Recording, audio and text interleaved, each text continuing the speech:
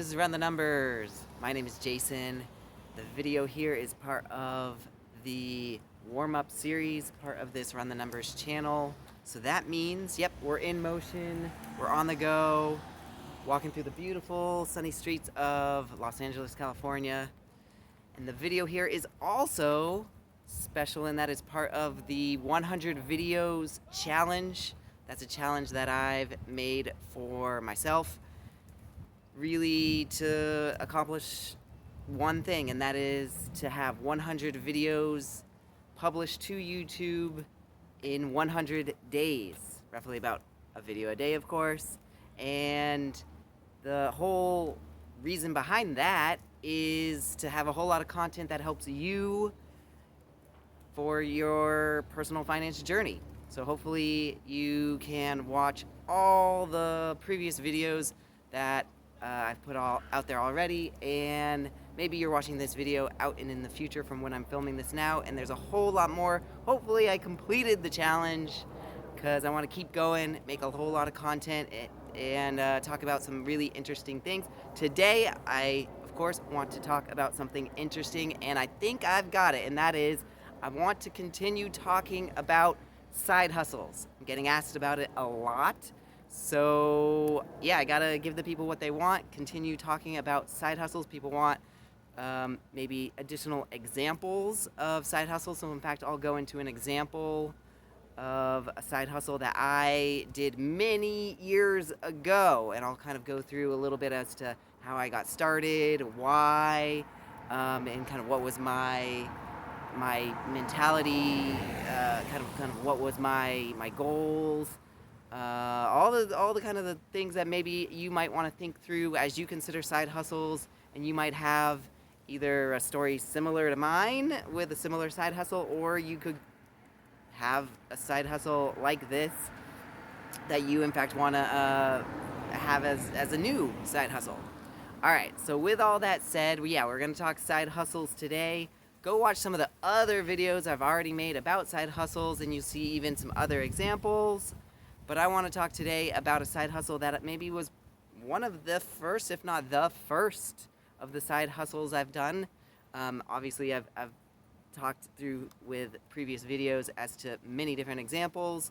But I want to go into how I, at one point, had a side hustle of teaching tennis. So that is, I was a tennis instructor of sorts.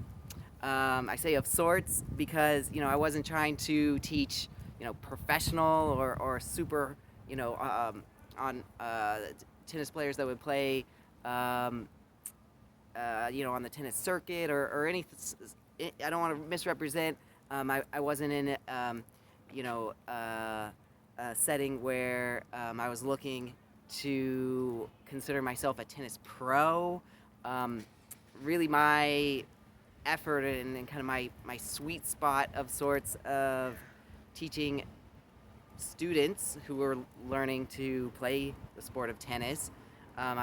If this might be a little bit specific, so if you don't know about kind of tennis ratings or rankings or this kind of world with USTA and all this, but I was basically helping players that maybe would be like very low, a 2-0, maybe a 2-5, a 3-0, 3-5, even into a 4-0 type player, and help them level up a little bit, and sometimes actually a whole lot of progress, so they could level up quite a bit. So yeah, I'm not gonna misrepresent and say that I was helping to make the next tennis pro that you've heard of.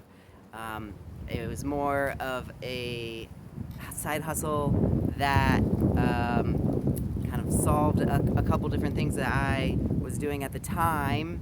Now I should mention as to kind of when this was in my life. So this was kind of right, in my college years. I began teaching, I would guess the best place, the best way to phrase is to mention as to I was something of a instructor for kind of youth camps,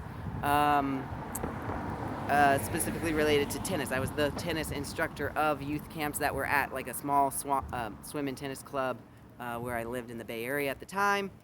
And yeah, so I basically kind of leveraged that, through my college years.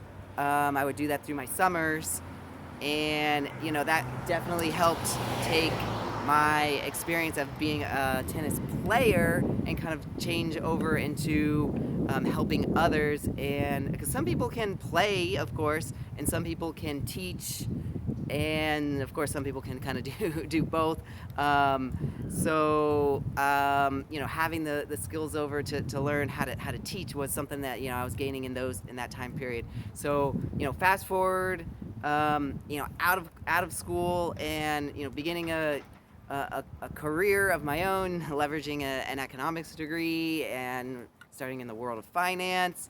That was all something that I was looking to do, and kind of left my teaching tennis days behind me. But I actually resurfaced those skills and basically got back into it as in my mid-20s. I kind of wanted to fulfill this passion of helping others in a sport I loved. And I'm not gonna lie, a large part of it was it is pretty good money. I could list my teaching tennis offerings, in that I was happy to teach various small classes, one-on-one tutoring, a lot of stuff with young tennis players, where a kind of a family would show up, and the parents would kind of play with one of their children kind of off on one court, and then I would be playing on a nearby court, adjacent court to where they were, where I would kind of do one-on-one instruction for one of the other children. That kind of setting, that was definitely something that definitely worked out quite a lot. So with all that, yeah, it definitely had the ability for me to put a little bit of change in my pocket and truly have this little side hustle where money could come in, and kind of really fulfill this effort of, like I mentioned, helping others appreciate the sport that I really loved, I still do love. And also I would get outside, enjoy the great the outdoors, and all these reasons. I just had a blast, and I knew it wouldn't be a long-term solution. Of course, as I mentioned, I was pursuing career in other areas, but I knew that this was just something that was enjoyable. And I could also list my services of teaching classes, of teaching one-on-one instruction on a couple different online, I guess you could say, platforms for those that would want to teach their various skills. So through that, I was able to kind of get discovered by various, as I mentioned, these families, and just other young professionals in the Bay Area. So as it wasn't at times the most, it wasn't easy per se, to have people kind of come and go wanting instruction, and there's times where you gotta work on a weekend when you otherwise want, all these various elements to it. So it's not a perfect thing, but with any side hustle, you're gonna have to make some sacrifices. You're gonna have some times where it may not be exactly so fun, but overall, the elements there to why I was doing it was that I was really enjoying it. So I promised I'd kind of go through my thought process as to why I was doing it. So I mentioned, it kind of ticked off a lot of boxes of, it let me be outside, get to run around a lot, get to meet a whole lot of new people, and kind of foster, the people skills.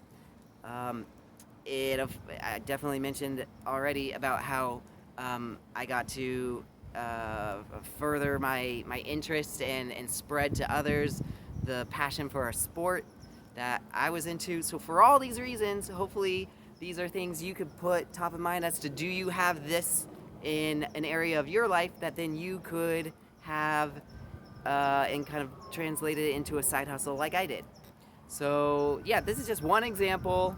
I'll kind of leave it here because I want to kind of keep it to just this story to it. If you have some follow-up questions about it, of course, I'd happy to answer. You know, maybe why it ended and kind of what were some of the best parts, what were some of the worst parts. I'm happy to go into far more details. But I just kind of want to end it here so that you know have a little taste as to one more example of a side hustle that is possibly within reach of something you could do, or it's easy to translate over the things I was mentioning to a passion you have.